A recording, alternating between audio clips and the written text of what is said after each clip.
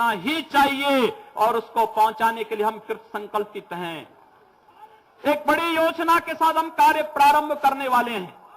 आप देखना कि कोई व्यक्ति उत्तर प्रदेश का किसी भी तबके का हो, किसी भी क्षेत्र का हो, वह कभी भी अपने को उपेक्षित नहीं महसूस करेगा या स्वस्थ करने के लिए आज मैं आपके बीच यहां पर उपस्थित हुआ हूं। बंधुओं, मैं बहुत दिनों से आपके बीच में यहां पर कार्य कर रहा हूं। हो सकता है कि गोरखपुर और आसपास के क्षेत्र में मेरी उतनी उपस्थिति नहीं हो पाएगी, लेकिन मैं आपको कहना चाहता हूं कि विकास का जो राह माननीय प्रधानमंत्री जी ने गोरखपुर और पूर्वी उत्तर प्रदेश को दिखाया है, वह राह आप देखना एक वास्तविकता में बदलता हुआ दिखाई देगा।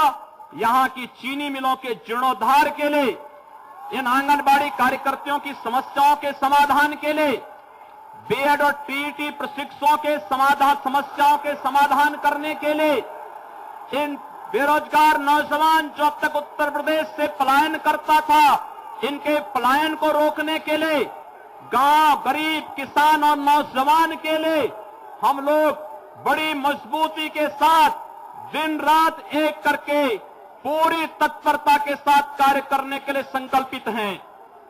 मुझे आपको ये बताते हुए प्रसन्नता है कि सरकार निरंतर कार्य कर रही है। हम लोगों ने कुछ निर्णय लिए, लेकिन हो सकता है कि तमाम लोग तमाम प्रकार की बातें कर रहे हों। मैं आप सबको बताना चाहता हूं कि कोई ऐसा नया निर्णय नहीं होगा।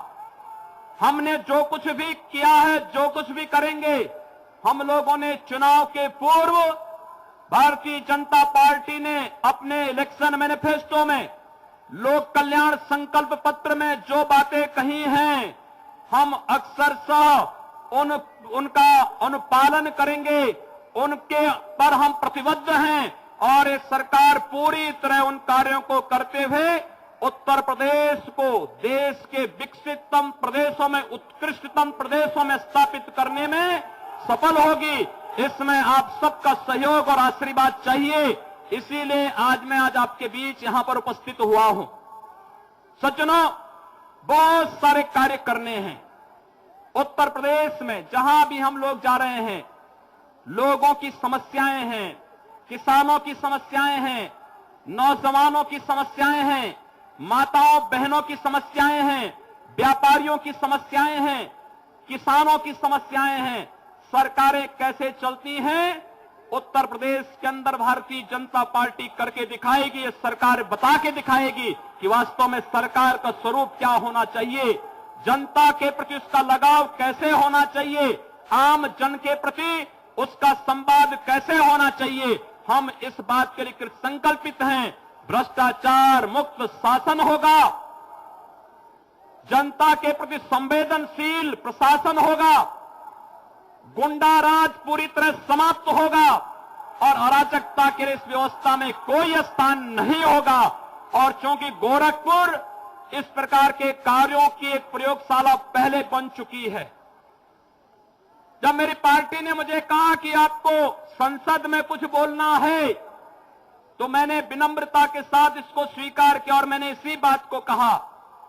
जो बात आज उत्तर प्रदेश के लिए बाहर होती है, यही बात कभी गोरखपुर के बारे में भी होती थी। लोग यही कहते थे हम लोगों को। हम लोग जब बाहर जाते थे, लोग कहते थे कहां से आए हैं। अगर हम कह देते थे कि गोरखपुर से, तो भयभीत हो जाता था। वो सोचते थे कि पता नहीं वहां का हर व्यक्ति क्या ऐसे ही है।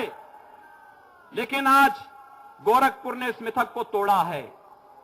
हम लोगों ने लंबा संघर्ष किया, लोकतांत्रिक तरीके से संघर्ष किया, यहां के मूल्यों और आदर्शों के लिए संघर्ष किया, यहां के सामाजिक, सांस्कृतिक, व्यापारिक संगठनों के साथ मिलकर के हम लोगों ने गोरखपुर को उस माफियागिरी से, उस अराजकता से जिसके लिए गोरखपुर बदनाम था, उससे उभारा है।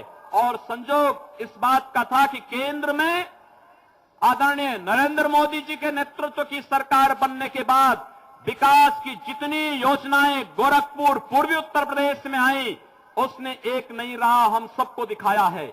और मैं इस बात को कह सकता हूं कि यही कार्य आज हमें उत्तर प्रदेश के अंदर करना है, संपूर्ण उत्तर प्रदेश के अंदर करना है। बहुत सारे कार्यक्रम होने हैं।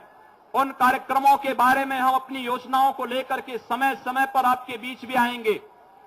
समय समय पर आप सबका सहयोग भी चाहेंगे। आप सबसे मेरा यही अनुरोध होगा, आप कानून के इस राज को स्थापित करने में, भ्रष्टाचार रहित शासन देने में, उत्तर प्रदेश में प्रत्येक नागरिक को सुरक्षा की गारंटी हो, न्याय की गारंटी हो, इस कार्य को मजबूती से स्थापित करने में आप सबके सहयोग और आप सबका आशीर्वाद हम लोग चाहेंगे। यही अपील करने के लिए आज मैं आपके बीच उपस्थित हुआ हूं। और सचमुच मैं इसका अधिकारी नहीं कि आप मेरा नागरिक अभिनंदन करें। मैं तो आपके बीच का हूं, आपके बीच में सड़कों पर रह करके आंदोलन किया हूं। प्रधानमंत्री जी ने और माननीय राष्ट्रीय अध्यक्ष जी ने एक अवसर दिया कि मैं उत्तर प्रदेश में जाकर के अब केवल गोरखपुर की नहीं, केवल पूर्वी उत्तर प्रदेश में सीमित न रह करके उत्तर प्रदेश की इस 22 करोड़ जनता की सेवा मैं करूं और उत्तर प्रदेश को इस अराजकता से मुक्त करने के लिए जो टीम बनी है उसका नेतृत्व करूं।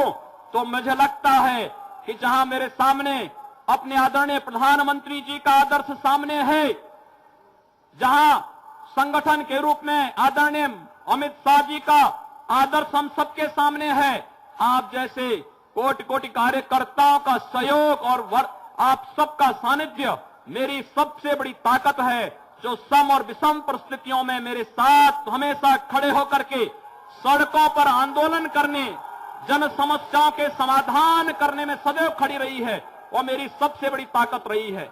मुझे सज्जनों, आज के इस अवसर पर केवल आपसे ये अनुरोध करना है, कानून के इस राज को स्थापित करने में आप सब अपना सहयोग देंगे और आपने पूर्व में भी सहयोग निरंतर किया है। कहीं भी किसी को ये नहीं लगना चाहिए, मैं मानता हूं एक बड़ी विजय है, भारतीय जनता पार्टी की बड़ी विजय है, आप सबका सहयोग मिला है, लेकिन कहीं भी जोश में होश न खोने की स्थिति आनी नहीं चाहिए। किसी को भी कानून को अपने हाथ में नहीं लेना चाहिए कहीं भी, क्योंकि आपके उत्साह में कहीं ऐसा न हो कि उन अराजक तत्वों को जो उत्तर प्रदेश और देश की शांति में खलल डालना चाहते हैं उनको अवसर मिले। इस प्रकार की स्थितियां कतई नहीं आनी चाहिए, यह हम सबकी जिम्मेदारी है और इसलिए इस बात का आह्वान करने के लिए मैं आपके बीच आया हूं। बंधुओं, हम सब उत्तर प्रदेश की भारतीय जनता पार्टी की सरकार ने अनेक कार्यक्रम करने का निर्णय लिया है और कार्यक्रमों की श्रृंखला में आपने देखा होगा कि इस दौरान हमने कुछ कार्यक्रम प्रारंभ किए हैं। मेरे पास लगातार जैसे ही मुख्यमंत्री पद की शपथ ली, मेरे पास सर्वाधिक टेलीफोन आए माताओं और बहनों की ओर से, बेटियों की ओर से, और इस बात की शिकायतें आती थी कि हम विद्यालय जाते हैं, नहीं जा पा रहे हैं, छेड़खानी होती है, कई बालिकाओं ने विद्यालय छोड़ दिया है। हमने कहा अब भारतीय जनता पार्टी की सरकार आई है, यह सरकार बालिकाओं की सुरक्षा के लिए, माताओं की सुरक्षा के लिए संकल्पित है। हम लोगों ने प्रशासन से कहा है कि ऐसे तत्वों पर कड़ाई बरती जाए जो मनचले हैं, सौदे किस्म के हैं, वे नौजवान नहीं हो सकते। नौजवानों की दिशा रचनात्मक होती है, समाज और राष्ट्र के प्रति वे अपने कर्तव्यों को समझते हैं। ऐसे लोगों को नौजवानों की श्रेणी में मत रखिए, उन मंचलों और सौदों पर कड़ाई होनी चाहिए। और हमारे लोक कल्याण संकल्प पत्र के तर्ज पर हम लोगों ने एंटी रोमियो स्क्वाड को उत्तर प्रदेश के अंदर सक्रिय कर दिया है।